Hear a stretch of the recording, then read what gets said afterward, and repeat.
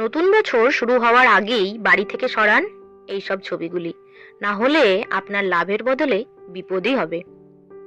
যে সংসারে মা লক্ষ্মীর বাস, সেই সংসার সুখ ও শান্তি সমৃদ্ধিতে উপচে ওঠে। মা লক্ষ্মীর আশীর্বাদে টাকা পয়সার অভাব থাকে না। তবে মা লক্ষ্মীর এমন কয়েকটি ছবি আছে যা কখনোই বাড়িতে রাখা উচিত নয়। হিন্দু ধর্ম অনুসারে লক্ষ্মী হলেন অর্থ ও সমৃদ্ধি অধিষ্ঠাত্রী দেবী। যে বাড়িতে লক্ষ্মীর বাস, সেই সংসারে কোনো কিছুর অভাব হয় না। তবে এই চঞ্চলা দেবী লক্ষ্মীকে ধরে রাখা খুব একটা সহজ কাজ নয়। বাড়িতে মা লক্ষ্মীর মূর্তি বা ছবি রেখে তার সামনে প্রার্থনা আমরা করে থাকি। তবে বাস্তুশাস্ত্র বলছে যে লক্ষ্মীর এমন কয়েকটি ছবি আছে যা কখনোই বাড়িতে রাখা উচিত নয়। এই সব ছবি ঘরে রাখলে লাভের বদলে উল্টে ক্ষতি হয়ে যাবে আপনার। নতুন বছর শুরু হওয়ার আগেই মা লক্ষ্মীর এই সব ছবি ঘর থেকে সরিয়ে ফেলার পরামর্শ দিচ্ছে এই বাস্তু বিশেষজ্ঞরা।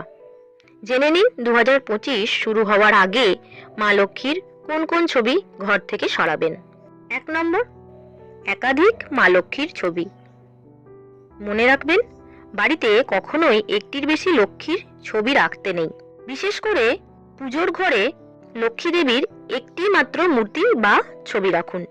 এই ছবি বা মূর্তি যেন খুব একটা বড় না হয়। এমনকি কোনো দেবদেবীরই একাধিক ছবি বা মূর্তি ঠাকুর ঘরে রাখা অশুভ বলে মনে করা হয়। 2 নম্বর, মা লক্ষ্মীর দাঁড়ানো ছবি। মা লক্ষ্মীর দাঁড়ানো অবস্থানে ছবি কখনোই রাখা উচিত নয়। পেঁচা বা পদ্মের উপরে মা লক্ষ্মী বসে আছেন এমন ছবি বাড়িতে রাখা উচিত।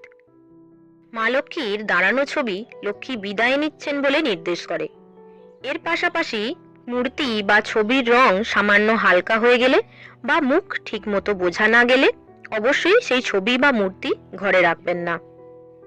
3 নম্বর, মা লক্ষ্মীর ভাঙা ছবি। আপনার বাড়িতে মা লক্ষ্মীর কোনো ভাঙা ছবি কি আছে? নতুন বছর শুরু হওয়ার আগেই তা কিন্তু সরিয়ে ফেলতে হবে। কারণ মা লক্ষ্মীর ভাঙা ছবি বা মূর্তি নেগেটিভ এনার্জি প্রবাহিত করে। এমন ছবি বা মূর্তি পুজো করাও অশুভ। 4 নম্বর, প্লাস্টিকের মূর্তি।